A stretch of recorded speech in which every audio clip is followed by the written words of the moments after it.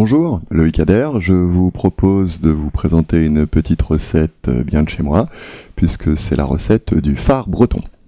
Alors, le fard breton, c'est extrêmement simple, et en plus ça coûte pas cher. À savoir, vous allez avoir besoin de quoi? Vous allez avoir besoin de 250 g de farine, 1 litre de lait, 180 g de sucre, 5 œufs, du beurre, si possible breton, le top étant qu'il soit salé. Si vous avez du demi-sel, ça passe aussi. Le beurre doux est déconseillé, mais ça fonctionne aussi. Et des pruneaux. Alors vous pouvez également bien sûr mettre des raisins, il y en a même qui mettent d'autres choses. Mais enfin la recette originale, on va dire, c'est des pruneaux. Et vous pouvez, en fonction de vos goûts, mixer, mettre pruneaux, raisins. Moi ce que je fais d'habitude, c'est que je mets moitié pruneaux, moitié raisin. Enfin là on va en faire un au pruneau. Alors vous allez voir, c'est extrêmement simple. Première chose à faire. Alors je vais ranger un petit peu tout ça. On va commencer par mélanger notre farine avec notre sucre. Alors, comme vous l'avez pu le voir dans la petite fiche que vous avez également avec, on va mettre 250 g de farine. Alors, 250 g de farine, sucre, farine, 250. Hop.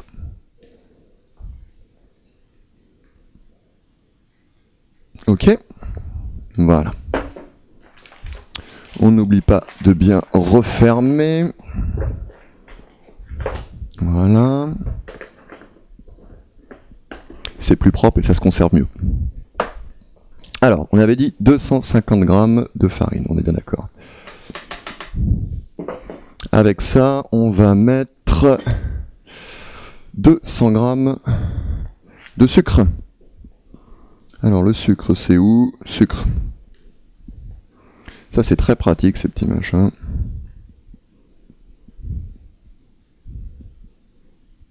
Parfait. Voilà, 200 g de sucre. Et on va mélanger gentiment tout ça. Alors pendant ce temps-là, vous faites préchauffer votre four aux alentours de 180 degrés. D'accord? Donc pendant que votre four chauffe, on va mélanger tout ça.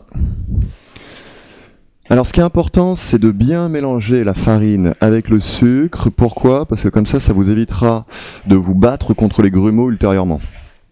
Il est important à chaque étape de bien mélanger. Alors le top, vous voyez, c'est un truc plastique comme ça ou autre, avec une bonne vieille cuillère en bois.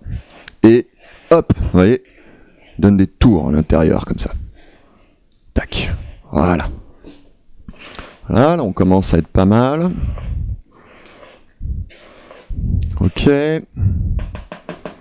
Alors, hop là.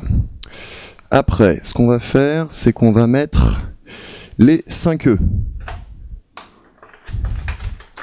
Hop. Alors, on enlève la spatule.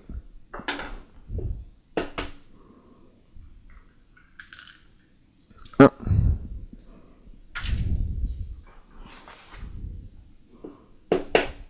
2.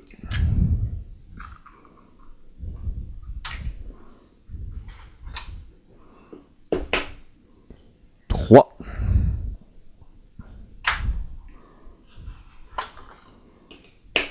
4. On progresse. Et 5. Voilà. Pof. Alors, si vous êtes bien débrouillé, vous n'avez aucune coquille. Si vous avez merdé, vous avez plein de coquilles à l'intérieur. Alors avant de remuer, surtout, c'est là où il faut aller chercher les coquilles, si éventuellement il y en a, parce qu'après c'est mort, vous n'arriverez plus à les récupérer. Et même si ça croustille après dans le phare, c'est jamais très agréable. Alors, donc là, je suis un professionnel, donc il n'y a pas de coquilles. Et on va crever les jaunes, bien sûr. Voilà. Et là, on va mélanger directement. Voilà. ce qu'il faut maintenant ici, alors toujours la bonne vieille méthode pour mélanger, hop, un bon mouvement comme ça. Et ce qu'il faut, c'est bien mélanger. Voilà, c'est ici que vous faites la chasse aux grumeaux. Alors faut pas hésiter. Allez, un peu de sport parfois dans la vie, ça fait du bien. Pas trop souvent, mais quand même. Voilà. Encore. Allez, il reste encore quelques petits grumeaux là. Allez. Alors, ne pas oublier de bien aller racler le fond pour bien aller récupérer la farine qui est collée et le sucre au fond. Parce que si on le fait pas, quand on le fera tout à l'heure, ça nous fera des grumeaux. Donc bien racler les bords, bien racler le fond, et ne pas hésiter à en faire presque trop. Hein, de toute façon, vous pouvez tourner, ça ne montera pas. Vous êtes tranquille. Allez, encore un peu. Voilà, ça vous fait des petites bulles. Pop, pop. C'est complètement normal. Alors, vous voyez, voilà ce qu'on obtient. C'est vraiment un liquide. Ouais. Et il faut que ce soit parfaitement fluide. Enfin, parfaitement fluide. On s'entend, hein. Mais il faut pas qu'il y ait trop d'amalgame. Sinon, après, dans le phare, c'est pas bon. Alors, une fois qu'on a fait ça, on en a déjà mis partout. Rien n'empêche de nettoyer un petit peu. Ok. Et ce qu'on va faire, c'est qu'on va chauffer notre plat. Alors, on reprend notre beurre salé. Enfin, on prend notre beurre salé. On en met un bon morceau, quoi, non ? Voilà. Hop, tac. Clac. Voilà. Hop. Et on va enfourner ça. Hop. Voilà. On va le laisser 10 petites minutes. Ok. Alors, on redonne un petit coup. C'est vraiment le moment crucial du phare. C'est le moment où vous avez mélangé les œufs, la farine et le sucre, où il faut bien remuer et bien mélanger. Voilà. Ok, après, pour doser, ça va pas être très compliqué. On va rajouter 1 litre de lait complet. Alors, je déconseille le lait entier, c'est un peu lourd quand même. Par contre, il est hors de question de faire ça avec du lait écrémé. Hein, le goût sera immangeable. Et les faux laits, je n'en parle même pas. Mais le demi-écrémé, c'est pas mal. C'est le bon compromis. Bon, maintenant, s'il y en a qui aiment la cuisine riche, hein, le lait entier, pourquoi pas. Alors, ok, donc là, on va remuer. Par contre, on va y aller beaucoup plus calme, parce que, vous voyez, on a un liquide quand même. Vous voyez la consistance, c'est assez liquide. Et alors là, faut pas hésiter à prendre un peu son temps, à remuer calmement et à faire pas mal de tours. D'accord ? Voilà. Voilà, pour que tout ça vienne gentiment. Voilà, comme ça. Alors, comme on peut le constater, enfin moi je le vois, pas vous, mais bon, moi je le vois bien, on a quelque chose qui est assez liquide, dans lequel il n'y a pas de grumeaux. Voilà. Éventuellement, pour ceux qui se seraient plantés, et qui auraient des grumeaux à ce moment-là, vous pouvez, si vous voulez, prendre un fouet, et battre ça un petit peu. Alors, vous allez galérer, et pensez bien que s'il reste des petits grumeaux, au pire, c'est pas très grave. Hein, c'est votre premier phare, vous vous améliorerez avec le temps, il n'y a pas de problème. Mais à ce niveau-là, avec un engin, vous voyez, comme ça par exemple, vous pouvez, si vous le souhaitez, redonner un petit coup pour essayer de virer les grumeaux restants. Je le fais pas histoire de pas le salir, bien entendu, hein, puisque j'ai pas de grumeaux. Ok. Alors, voilà. Et là, on doit être pas mal. Ok. Alors, on a notre... Voilà, qui est préparé. Alors, on va voir ce que donne maintenant notre plat. Est-ce que... Voilà, il a été chauffé, c'est parfait. Alors, attention, faut pas laisser trop longtemps, parce qu'il faut surtout pas que votre beurre noircisse. Si par hasard, votre beurre a noirci, c'est pas grave. Vous nettoyez et vous en remettez un autre.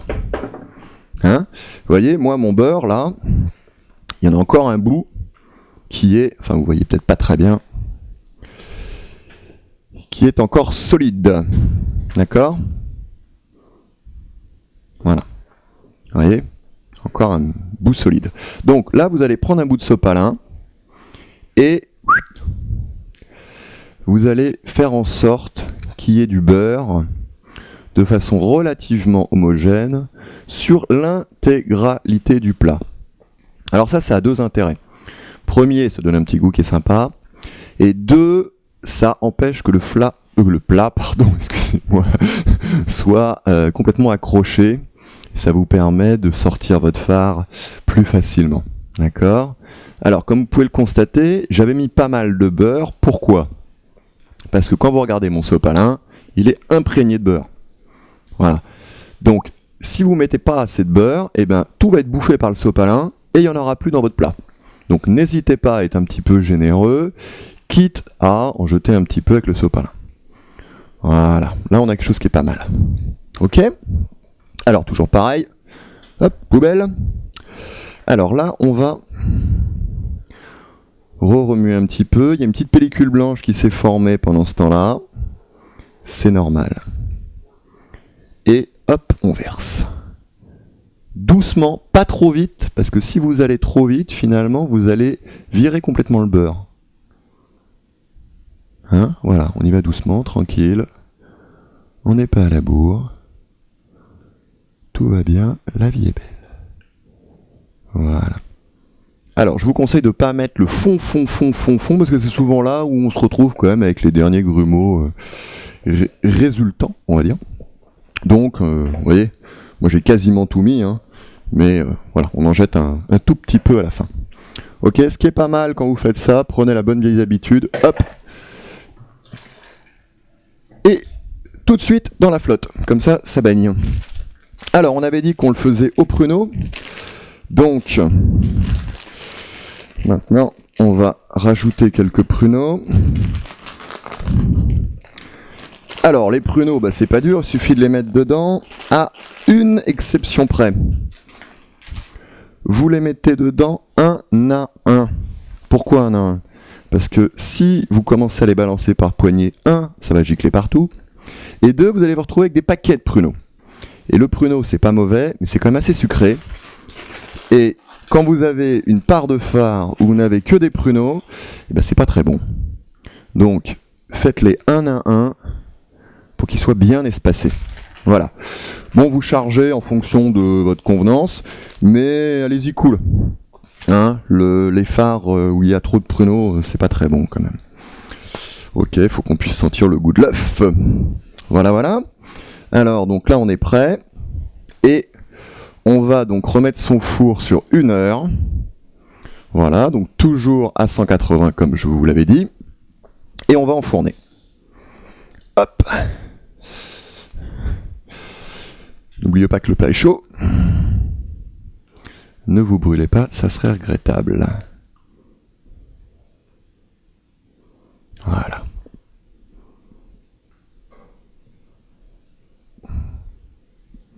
Voilà. Attention aux à-coups, puisque au début on se fait toujours avoir. Et résultat, on renverse la moitié du fard dans le four, ce qui est pas très sympa, et à nettoyer, c'est pas cool du tout. Voilà. Voilà. Donc maintenant, on n'en a pas mis partout, on est content, on a fait un beau fard. Il y en a pour 1 heure de cuisson. Donc ce que je vous propose, c'est de le laisser cuire pendant 1 heure, et puis on se retrouve juste après. À tout à l'heure. Ok, donc voilà, on a attendu 1 heure, et notre fard, théoriquement, est cuit. Alors comment vérifier que notre fard est cuit ? C'est très simple. Vous prenez un petit couteau de cuisine, classique, enfin, cuisine ou autre, hein, bien propre, c'est important. Hop, et ce que vous allez faire, c'est que vous allez le plonger dans le phare. Hop, comme ça. Voilà. Ok. Et là, vous allez regarder la lame. Et si vous avez des dépôts sur la lame, important, là il n'y en a quasiment pas, ça veut dire que votre phare n'est pas cuit. Par contre, si c'est comme là, vous voyez, où finalement le couteau est presque propre, il y a des petits dépôts mais quasiment rien, ça veut dire qu'il est cuit. D'accord ? Alors, au bout de 3/4 d'heure, vous avez commencé à sentir les bonnes odeurs du phare qui commencent à remonter. Donc là, ce que vous pouvez faire si vous voulez avoir un dessus un peu plus grillé, on va dire, un peu plus, voilà. Vous pouvez remonter un peu votre thermostat et monter jusqu'à, vous voyez là, on est monté jusqu'à presque 210. Alors attention, les fours, il y en a qui sont chaleur tournante, pas, bon, ça, ce que je vous donne, c'est valable pour un four qui n'est pas chaleur tournante. Pour un four chaleur tournante, 180 ça suffit, voire 190. Bon, 210, 220 grand maximum. Si vous montez au-delà, vous allez tout cramer. D'accord ? Alors, je vous montre un petit peu le résultat. Donc là, hop, on a fini. Hop, et on va sortir notre phare. Tac. Alors faites gaffe, c'est très chaud. C'est très chaud et c'est même lourd. Voilà. Hop. Tac. Voilà ce qu'on obtient. Vous voyez ? Voilà, un petit côté un peu comme ça. Voilà. Il est un peu gonflé, un peu comme un soufflet. C'est normal, il va redescendre tout seul, gentiment. D'accord ? Donc, soit il n'est pas encore complètement cuit, et ce que vous pouvez faire, ce qui est pas mal, d'ailleurs c'est ce que je vais faire là, c'est vous éteignez votre four, carrément, et voilà, même complètement, et on le remet un petit coup, et on le laisse finir dans le four. Voilà. On le laisse refroidir doucement. L'intérêt, c'est que si vous faites ça, vous allez avoir quelque chose de plus compact, d'accord ? Si vous le laissez refroidir directement en extérieur, un peu vide, vous risquez d'avoir quelque chose sur 2 étages, alors que si vous le laissez au four tranquillement pendant encore une demi-heure, tant que ça refroidisse, vous aurez quelque chose de plus homogène. Voilà. Eh bien, écoutez, sur ces belles paroles, bon appétit et à bientôt. Merci, au revoir.